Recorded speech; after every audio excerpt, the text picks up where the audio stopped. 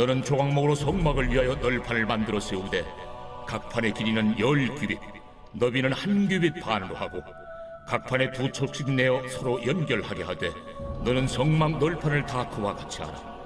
너는 성막을 위하여 널판을 만들되 남쪽을 위하여 널판 20개를 만들고 20널판 아래에 은받침 40개를 만들지니 이쪽 널판 아래도 그 2척을 위하여 2받침을 만들고 저쪽 널판 아래에도 그 2척을 위하여 2받침을 만들지며 성막 다른 쪽 곧 그 북쪽을 위하여도 널판 20개로 하고 은받침 40개를 이쪽 널판 아래에도 2받침 저쪽 널판 아래에도 2받침으로 하며 성막 뒤 곧 그 서쪽을 위하여는 널판 6개를 만들고 성막 뒤 2모퉁이의 쪽을 위하여는 널판 2개를 만들되 아래에서부터 위까지 각기 2겹 두께로 하여 윗꼬리에 이르게 하고 2모퉁이 쪽을 다 그리하며 그 8널판에는 은 받침이 16이니 이쪽 판 아래도 2받침이요 저쪽 판 아래도 2받침이니라.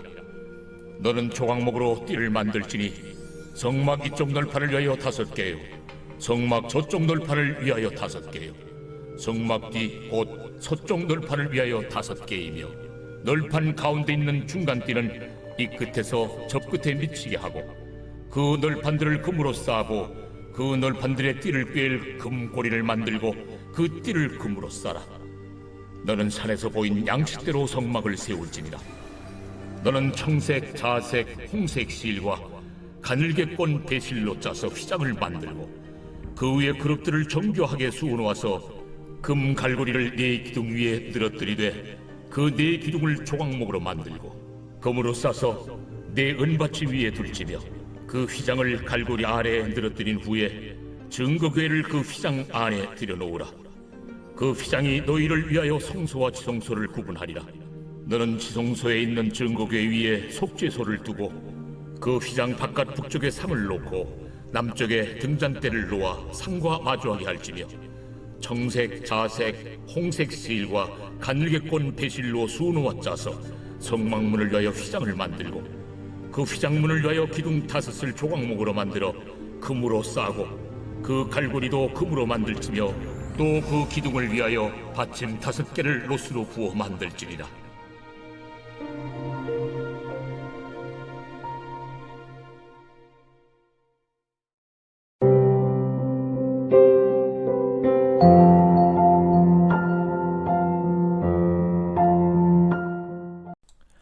여러분 반갑습니다. 오늘도 큐티로 여는 기막힌 하루입니다. 본문 말씀 출애굽기 26장 15절부터 37절의 말씀입니다. 오늘 말씀을 통해서 하나님은 성막 건축을 위한 명령을 주십니다. 하나님은 이 보이는 성전뿐만이 아니라 우리 안에 보이지 않는 영의 성전을 건축하시고 우리와 늘 함께 하시기를 원하십니다.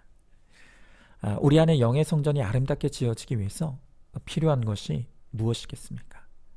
먼저 첫 번째로 구체적으로 이르시는 하나님의 말씀을 들어야 합니다. 자, 오늘 본문의 15절부터 30절을 보시면 성막을 짓는 데 필요한 모든 것을 하나님께서 하나하나 일러주시는 것을 보게 됩니다. 자, 지금 우리가 25장부터 시작된 성막과 또 성문에 관해 이르시는 하나님의 명령을 보고 있습니다. 그런데 여러분들은 이 명령들을 보고 있으면 어떤 생각이 드십니까? 우리는 이 말씀을 통해서 큰 것부터 작은 것까지 너무나 구체적으로 말씀하시고 알려주시는 이 하나님의 배려에 놀라지 않을 수가 없습니다. 오늘 말씀에서도 하나님은 성막을 짓는 데 필요한 큰 널판부터 그 널판을 연결하는 작은 틈새까지 모든 것을 꼼꼼하게 가르쳐 주시고 있습니다. 자, 그런데 중요한 것은 하나님은 출애굽 이스라엘 백성들에게만 이렇게 말씀해 주시는 것이 아니라 오늘 우리에게도 동일하게 구체적으로 말씀하시는 하나님이시라는 것입니다. 다만 우리가 그 하나님의 말씀에 귀를 막고 들으려 하지 않기 때문에 듣지 못할 뿐인 것입니다. 우리가 우리의 삶에서 크고 작은 사건들이 주제가 되고 성경이 교과서가 되며 성령이 스승되실 때 우리에게 구체적으로 이르시는 하나님의 음성을 듣게 됩니다.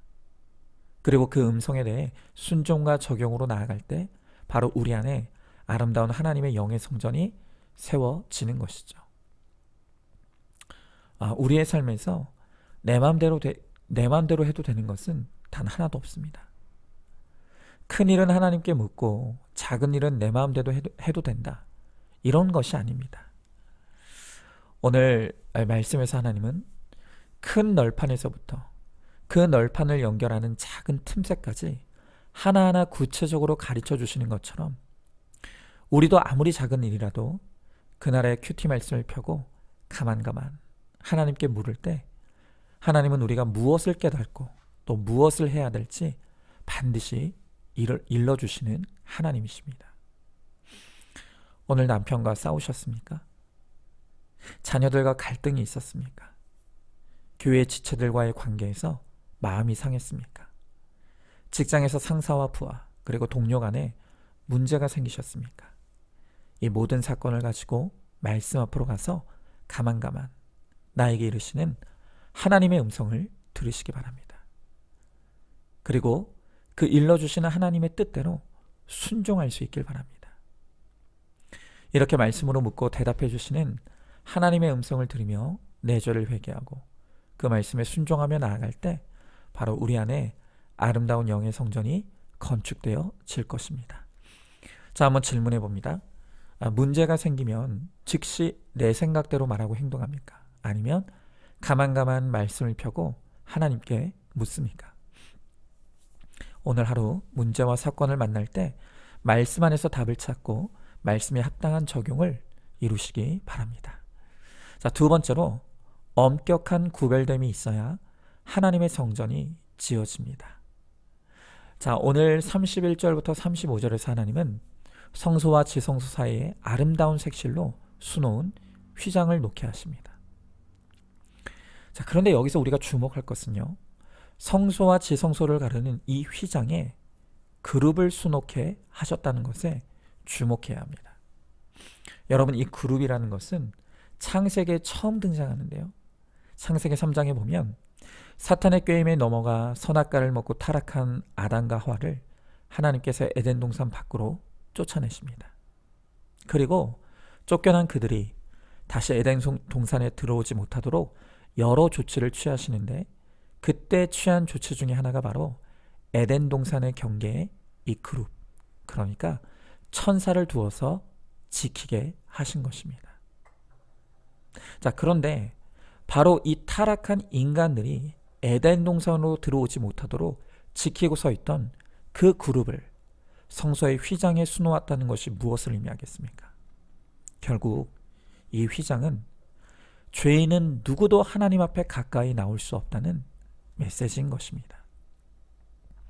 그래서 이 휘장 안 지성소에는 오직 대제사장만이, 그것도 1년에 한 번 대속죄일에 어린 양의 피를 가지고 들어갈 수가 있었습니다. 그런데 그마저도 이 대제사장이 만약 자기 죄에 대한 온전한 속죄가 이루어지지 않으면 죽임을 당하게 되었습니다. 여러분, 이 휘장은 그 누구도 거룩함으로 구별되지 않고는 하나님 앞에 나아갈 수 없다는 것을 준엄하게 가르쳐주는 상징적인 메시지입니다. 물론 인간은 그 누구도 자기의 힘으로 거룩을 이룰 수 없고 하나님께 가까이 나아갈 수도 없습니다. 바로 이렇게 전적으로 부패하고 무능한 우리를 위해 예수님이 우리의 모든 죄와 허물을 담당하시고 죽으심으로 하나님과 우리 사이를 가르고 있던 이 휘장을 찢어내셨습니다. 그리고 이제는 우리가 여전한 죄임에도 불구하고 예수 그리스도의 보혈의 피를 힘입어 하나님 아버지께로 나아갈 때 기쁨과 감사함으로 언제든지 받아들여질 수가 있게 된 것입니다.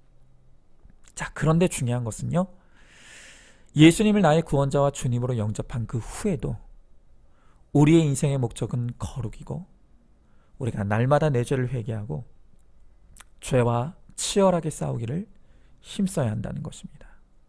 여러분, 우리가 예수님 때문에 구원 받았습니다. 그런데 왜 여전히 우리는 우리의 구원을 위해 이토록 죄와의 싸움을 싸워야 합니까? 그것은 우리가 구원받기 위함이 아니라 이미 우리의 구원은 예수님의 십자가에서 다 이루어 주셨지만, 그러나 이제는 하나님의 기쁨이 되는 자녀가 되기 위해서, 구원받은 우리가 하나님의 기쁨의 자녀가 되기 위해서 우리는 거룩을 이루기를 힘써야 하는 것입니다. 어떤 이단에서는 우리가 예수님을 통해 완전한 구원을 받았기 때문에 이후의 삶에서 다시는 죄에 대해 죄책감을 느낄 필요도 없고 회개할 필요도 없다라고 그렇게 가르칩니다. 여러분, 그러나 그것은 하나님의 뜻을 전혀 모르는 데서 나오는 완전히 잘못된 가르침입니다. 우리를 향한 하나님의 뜻은 구원이 전부가 아닙니다. 이제 구원 그 이후에 우리가 거룩한 자로 성장하고 성숙하여서 또 다른 잃어버린 영혼들을 구원하는 일에 사명 감당하기를 원하시는 것입니다. 그래서 구원받은 우리 그리스도인의 인생의 목적이 거룩이고 거룩의 결론은 영혼 구원이 되어야 하는 것이죠. 여러분, 한번 생각해 보십시오. 날마다 죄에 휘청거리고 넘어지면서 나 한 사람의 구원도 감당하지 못하는 사람이 어떻게 다른 사람의 구원을 책임질 수가 있겠습니까? 어떻게 내 가정을 주님께로 이끌어갈 수가 있겠습니까? 바울은 로마서 12장 2절 말씀에서 이렇게 명령합니다. 너희는 이 세대를 본받지 말고 오직 마음을 새롭게 함으로 변화를 받아 하나님의 선하시고 기뻐하시고 온전하신 뜻이 무엇인지 분별하도록 하라. 그렇습니다. 구원받은 우리는 이제 날마다 내 죄를 회개하고 세상과 구별된 거룩한 주의 백성으로 서야 합니다. 그리고 그 거룩함으로 하나님의 선하시고 기뻐하시고 온전하신 뜻을 받들어 섬기는 실력 있는 그리스도인이 되어야 합니다. 그럴 때 우리가 주님이 주시는 은혜의 힘으로 내 가정을 구원하고 내 이웃들을 구원하는 일에 쓰임받는 거룩한 인생이 될 것입니다. 한번 질문해 봅니다. 나 하나 예수 믿고 구원받으면 그만이라고 생각하고 있지는 않습니까? 내 배우자와 자녀들이 예수와 상관없이 사는 것을 보면서도 전혀 마음에 애통함이 없지 않습니까? 하나님의 뜻은 구원받은 내가 거룩한 자녀가 되어서 하나님이 기뻐하시는 구원의 뜻을 이루는 것임을 깨달으시기 바랍니다. 자, 마지막 세 번째로 구원을 위해서 매력 있는 사람이 되어야 합니다. 자, 오늘 36절, 37절의 말씀에 보니까 하나님은 성소와 지성소 사이에 휘장을 만들게 했던 것처럼 이 성막의 입구에도 휘장을 만들라고 하십니다. 자, 그런데 가만히 보시면요, 성소의 휘장과 성막 입구의 휘장에는 아주 중요한 차이가 하나 있습니다. 자, 그게 뭘까요? 성막 입구에 두는 휘장에는요, 그룹의 모양이 새겨져 있지 않습니다. 자, 이것이 의미하는 것이 무엇일까요? 지성소의 휘장은 경계의 의미가 있었다고 했습니다. 하지만 성막의 입구의 휘장은 오히려 누구든지 원한다면 들어와도 된다는 이 초청의 의미가 있는 것입니다. 하나님은 이 성막의 문을 아름답게 수놓으셔서 구원받기를 원하는 사람은 누구든지 그 성막 안으로 들어올 수 있도록 허락하셨습니다. 오고 싶으면 오고 말 사람은 마라. 그게 아닙니다. 하나님은 눈에 보이는 그 아름다움도 사용하셔서 사람들로 하여금 구원에 관심을 가지고 그 문으로 들어오도록 힘쓰시는 것입니다. 여러분, 우리도 마찬가지입니다. 바로 우리 한 사람 한 사람이 구원으로 들어가는 입구, 문이라고 할 수 있습니다. 세상은 우리를 통해 주님을 만나고 구원의 자리로 초청을 받게 됩니다. 그러므로 우리 그리스도인들은 성막의 입구를 아름다운 휘장으로 꾸몄던 것처럼 우리도 주와 복음을 위해 매력적인 사람이 되기를 힘써야 하는 것입니다. 여러분, 어떤 것이 매력적인 것입니까? 우리는 평상시 우리의 삶에서 주와 복음을 위해서 따뜻하고 균형 잡힌 모습을 보여줘야 합니다. 또한 복음 때문에 우리는 평안함을 우리의 온몸으로 보이고 또 구원을 위해 신비한 얼굴을 나타낼 수가 있어야 하는 것이죠. 이렇게 구원을 위해서라면 우리의 내면도 아름답게 가꿔야 하지만 그에 못지않게 우리의 외모에도 우리는 신경 쓸 필요가 있습니다. 여러분, 어떤 분들은 외적인 것은 단 하나도 중요하지 않다고 하면서 옷 아무거나 입고 화장도 전혀 안 하는 것을 봅니다. 여러분, 그러나 그것도 치우친 것입니다. 이 세상 사람들은 눈에 보이는 것이 전부입니다. 그래서 눈에 보이는 것만으로 평가할 수밖에 없습니다. 그러므로 우리는 이 세상 사람들이 그런 한계와 연약함도 인정하면서 그들을 위하여서 이 세상의 구원을 위해 우리의 외모도 잘 정리하고 가꿀 필요가 있습니다.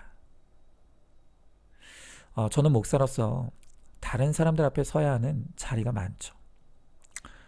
그런데 제가 목회를 하다 보니까 정말 믿음이 연약한 성도님들이나 초신자분들 중에서는 아무것도 아닌 것에 걸려들고 시험에 드는 것을 여러 번 보았습니다. 예를 들어서 예전에 한 번은 어떤 성도님이 제가 메고 설교하던 그 넥타이 색깔이 거슬려서 설교에 집중을 하지 못했다는 이야기를 들었던 적이 있습니다. 그래서 제가 그때 이후로요, 아예 넥타이를 맬 필요가 없는 이 차이나 셔츠로 바꿔 입게 된 것입니다.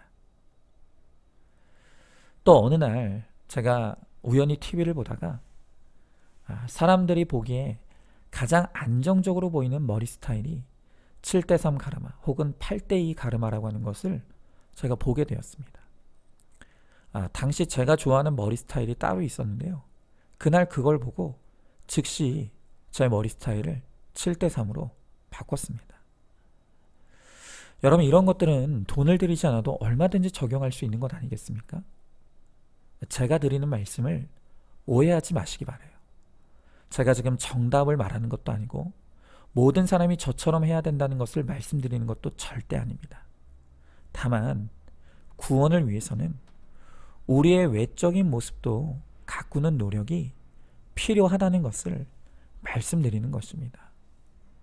여러분, 왜 우리가 이런 것까지 신경 써야 합니까? 왜냐하면 구원은 디테일이기 때문입니다. 우리가 나의 고집을 버리고 매사의 구원을 생각하며 무엇이 주와 복음을 영화롭게 하며 그것을 매력적으로 나타낼 수 있을지를 고민하고 생각하고 또 적용할 때 나의 수고를 통해 천하보다 귀한 한 영혼이 구원의 문을 열고 들어올 수가 있는 것입니다. 오늘 하루도 구원을 위해 영과 육의 매력 있는 그리스도인이 되기를 힘쓰므로 구원의 문의 사명을 감당하는 저와 여러분, 우리 모두가 될 수 있기를 간절히 소망합니다. 자, 한번 질문해 봅니다. 사람의 인정과 평가에 집착하여 나를 꾸미고 치장하고 있지는 않습니까? 하나님만 나를 아시면 된다고 하면서 나를 가꾸는 일에 아예 관심을 두지 않고 있지는 않습니까? 이 모든 것이 치우친 것임을 깨닫습니까? 주와 복음을 위해 영육 간에 매력 있는 사람이 되기를 힘쓰시기 바랍니다. 자, 오늘도 11월 5일 보석 상자입니다. 저는 남편의 영혼 구원 때문에 많이 울었습니다. 그렇지만 자녀들이 대학 입시에 떨어졌다고 운 적은 없습니다. 그때 제가 악 때문에 괴로워하며 흘린 눈물만큼 하나님은 우리들 교회 성도들을 이렇게 모아 주셨습니다. 아멘. 우리 함께 기도하겠습니다. 하나님,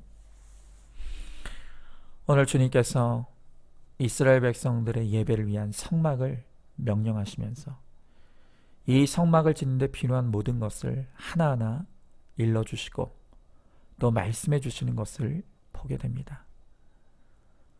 오늘 주님은 그때뿐만이 아니라 지금 우리에게도 일러주시는 하나님이시며 또한 우리가 하나님 앞에 물을 때 구체적으로 가르쳐 주시는 하나님이심을 말씀해 주십니다. 주님, 그러나 우리는 내 인생이 내 것이라고 착각하면서 늘 내 마음대로 선택하고 내 뜻대로 결정하면서 하나님의 말씀을 듣지 않게 우리 인생이 날마다 실수하고 실패할 수밖에 없습니다. 주님, 이제는 그 어떤 일에도 그것이 작고 사소한 것일지라도 말씀을 펴고 가만가만 하나님의 말씀을 묵상하며 주의 음성을 듣게 하시고 또 그 음성에 순종하며 따라가므로 우리 안에 아름다운 영의 성전을 건축하시며 우리를 통해 역사하시는 주의 구원의 역사를 누리고 체험하는 우리 모두가 될 수 있도록 함께하여 주시옵소서. 믿사오며 사랑이 많으신 우리 예수님 이름 받들어 기도드리옵나이다. 아멘. 오늘도 큐티로 기막힌 하루를 살아내는 하늘가족 공동체 우리 모든 성도님 되시기를 주님의 이름으로 축복합니다.